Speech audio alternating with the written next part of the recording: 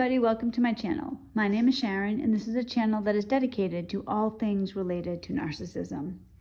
From the very first video on my channel, my aim has always been to educate about narcissism, that this beast, this evil, this nightmare, this abomination exists, it's real, and God forbid you ever run into it. I had no idea. I didn't know what narcissism was until I was completely alone and trapped with a psychopath that I believed was a husband and father. I can remember living in absolute utter confusion because when you're with a narcissist and you don't know, you think you know the person. Here I am and I'm believing that the person that I met at the beginning of my relationship, entanglement is typically what I say, at the beginning of the entanglement, at the first few years of the marriage, that was the real him. I had no idea that I was with somebody who was like a hunter, right? And that they trap us, or like an animal. They go after us. We're their victim. That's what they're trying to do. And they wear a mask. And we don't know. We don't know anything about narcissism. That's why education is so crucial. Oh, you guys, if you have kids, make sure you teach them about narcissism. Because can you imagine how different our lives would be if we knew? So here I was, I had no idea. I'm with somebody who was wearing a mask. Because he's a narcissist, eventually the mask is going to come off and we're going to see the real them. But it's so confusing because when you don't know, you think, well, what's going on? What happened to the person that I was with? I grew up, like many of you, and my father's a narcissist. So I was used to this type of thing.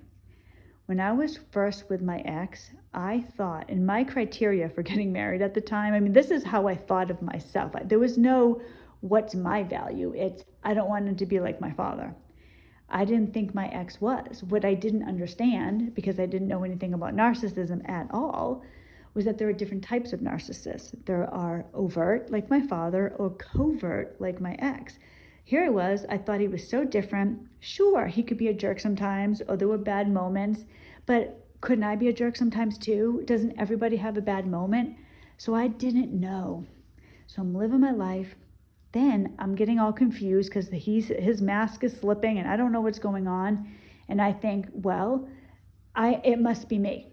I'm going to try to be a better wife. I am going to be a better wife. I'm going to make his life easier. I'm going to do this. I'm going to do that. Thinking, that was the simple solution. I didn't know. I had no idea that I wasn't the problem. None of us are. That doesn't mean that we're perfect. I'm not trying to say that. But if you are in an entanglement with a narcissist, you are not the problem. You have a problem. And that was the situation there.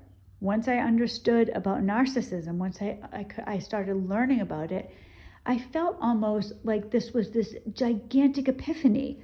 Wow. And I wanted to tell other people about it because you need to know. If you're with a narcissist, you must know, because until you know, you're stuck. There's nothing that can be done when you don't even know what you're up against.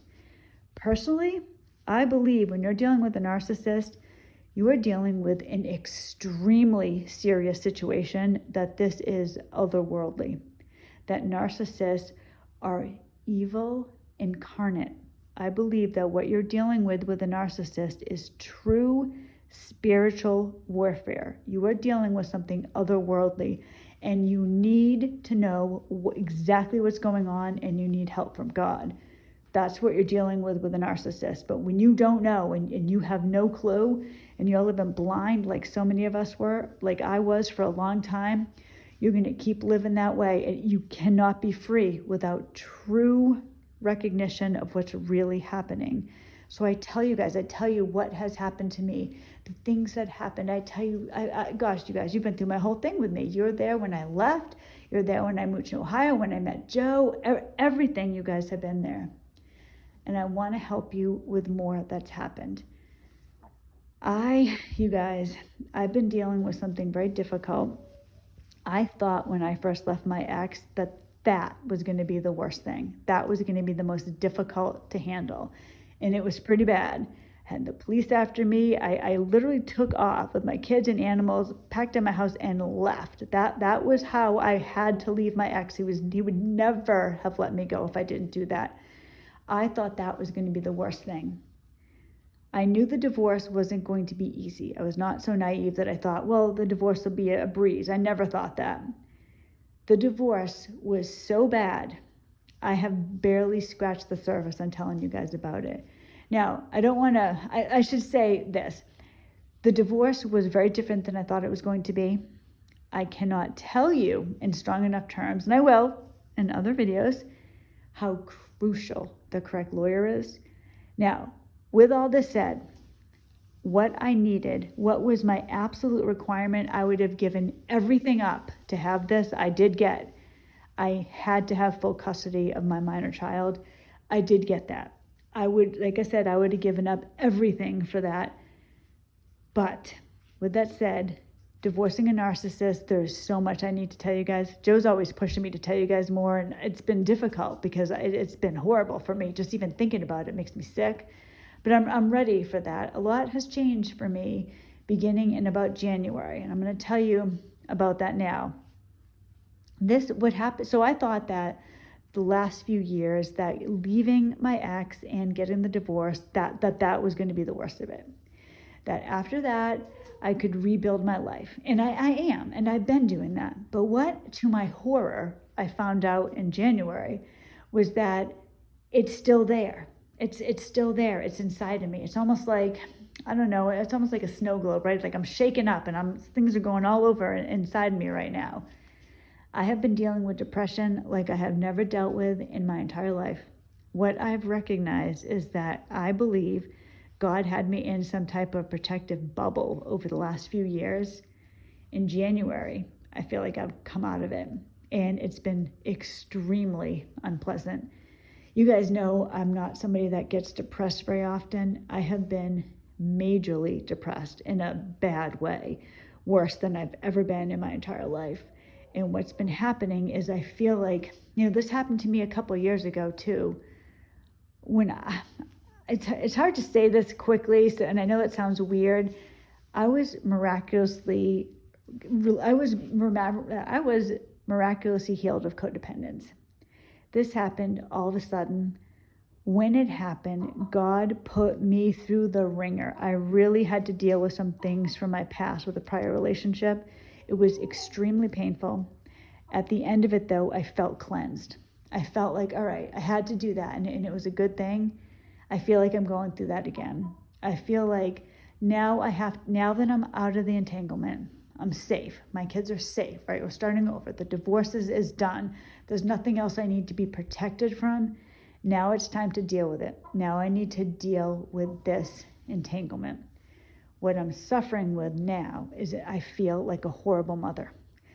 I look at photos and I see my kids. If you have an iPhone, it's probably other phones too, but it's definitely an iPhone.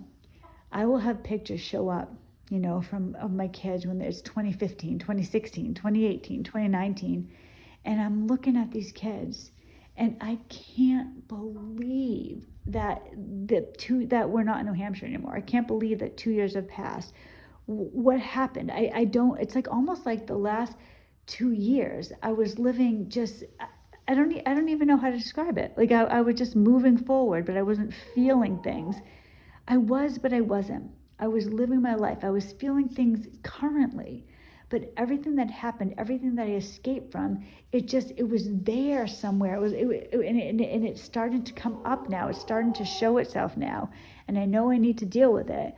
And it's not something I want to do. And I've gotten to the point, you guys, where I cannot be alone with my thoughts. It's absolute a nightmare. Joe has a great quote. I don't know if I'm going to be able to say it. It's something along the lines of, your mind is like a bad neighborhood to be alone in. Something like that. And I understand what he's talking about because it's true. When you're alone with your own thoughts and they're not good thoughts, it's the last place you want to be. So because I see Joe is different than me. He will sit with this and he will think about it and contemplate it. And I believe that that's the right thing to do.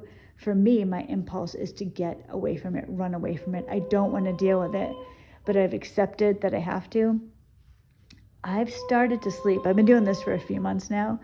I've started to sleep with a headset in my ear all night. I cannot stand just like that moment when we go to bed and the lights are off And there I am alone, laying there thinking about things. It's unbearable. So I always have to have something going.